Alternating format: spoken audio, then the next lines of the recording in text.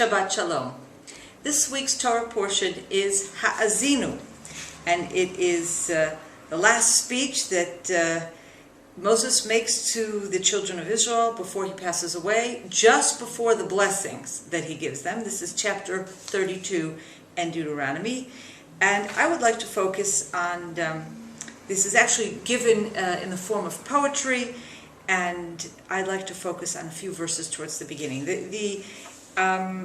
The speech begins, "Give ear, O you heavens, and I will speak, and hear, O earth, the words of my mouth."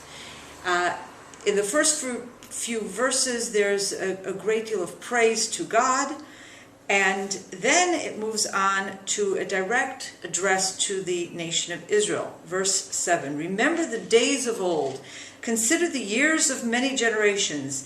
Ask your father, and he will tell you, your elders, and they will say to you, when the Supreme divided to the nations their inheritance, when he separated the sons of Adam, he set the boundaries of the people according to the number of the children of Israel. For the portion of the eternal is his people, Jacob is the lot of his inheritance." Moses actually begins with a bit of history. And indeed, his first words, remember the days of old. There is a lesson here, not only as an introduction to what Moses is going to say, but the wisdom that what can be attained through studying history. If we look back to the past, we can gain an understanding and lessons that are valuable to us both in the present and in the future. And the particular lesson that Moses is using here is the position of the land of Israel and the people of Israel in God's value system. And he says as follows, when God divided the nations according to their inheritance, he did so based on the number of the children of Israel. What does this mean? God created man, he then created nations.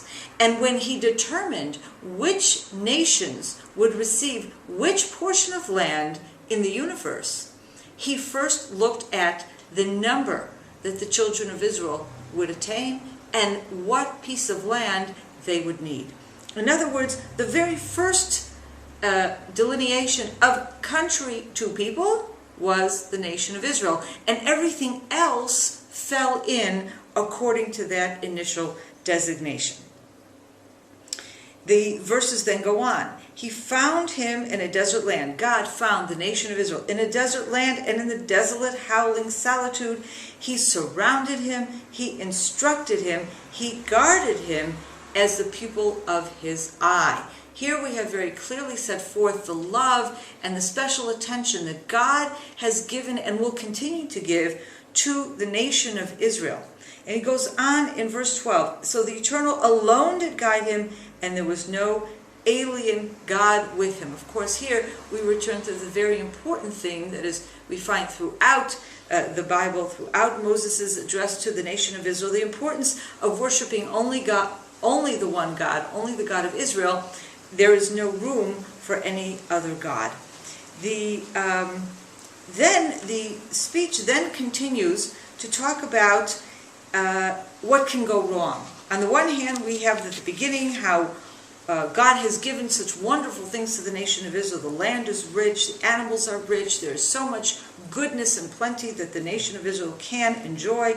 But then in verse 15, we have the prediction, "But Jeshurun waxed fat and kicked. You are waxed and fat, you are grown thick, you are covered with fatness. Then he forsake God who made him, and lightly esteemed the rock of his salvation."